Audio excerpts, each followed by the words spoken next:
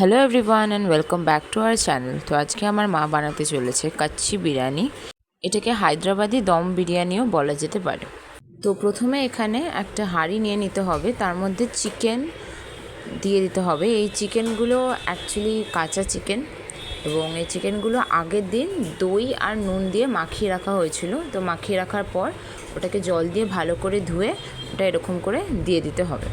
তার উপর ছড়িয়ে দিতে হবে পরিমাণ মতো নুন, হলুদ গুঁড়ো, কাশ্মীরি মির্চ, মাস্টার্ড অয়েল, পেঁয়াজ আদা রসুন পেস্ট, এরপরে দিয়ে দেবো পুদিনা পাতা ধনেপাতা পেস্ট।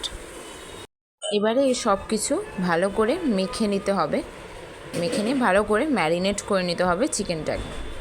তারপর এর মধ্যে দিয়ে দিতে হবে জিরে, ধনে, শুকনো লঙ্কা পেস্ট, আর দিয়ে দিতে হবে বিরিয়ানি মশলা। তারপর এর মধ্যে দিয়ে দিতে হবে পেঁয়াজ গোল্ডেনিশ ব্রাউন ফ্রাই করে। তারপর এর মধ্যে দিয়ে দিতে হবে টক দই। এবার এই সব কিছু ভালো করে মেখে নিয়ে 45 মিনিটসের জন্য ঢেকে রেখে দিতে হবে। এবারে বিরিয়ানি ভাতটা করে নেওয়া হবে। প্রথমে চালটা 1 ঘন্টার জন্য ধুয়ে ভিজিয়ে রাখা হয়েছিল। তারপর এবারে হাঁড়ির মধ্যে এলাইচি, দারচিনি আর রিফাইন্ড অয়েল দিয়ে দিতে হবে, এবং তার মধ্যে ওই ভেজানো চালটা দিয়ে দিতে হবে। এবারে ফুটতে শুরু করলেই ভাতের হাঁড়ির ফ্যানটা ঝরিয়ে ভাতটাও রেখে দিতে হবে ঢাকনা খুলে। আর এটা ছিল আমাদের সানডে স্পেশাল ব্রেকফাস্ট। এবারে আমরা বিরিয়ানি হাঁড়িটা একদম রেডি করে নেব। তো প্রথমে এখানে ওই মাখিয়ে রাখা চিকেনটার ওপরে দিয়ে দিতে হবে আলুটা জাস্ট হালকা করেই একটু ভেজে নেওয়া হয়েছিল।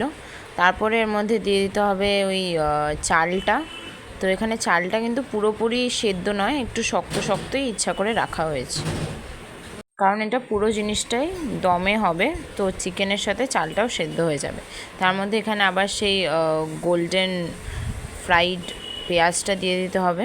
তার উপর দিয়ে দিতে হবে বিরিয়ানি মশলা, গোলাপ জল, কেওড়া জল, দুধ যার মধ্যে কেশর দেওয়া, পরিমাণ মতন নুন, চিনি আর ঘি। এবারে আবারও একবার একটা রাইসের লেয়ার দিয়ে তারপরে সেম জিনিসটা আবার রিপিট করতে হবে। এবারে পুরো প্রসেসটা হয়ে যাওয়ার পর এখানে হাঁড়িটা গ্যাসের মধ্যে বসিয়ে দিতে হবে, এবং ওপরে একটা ভারী জিনিস দিয়ে দিতে হবে আর ঢেকে দিতে হবে।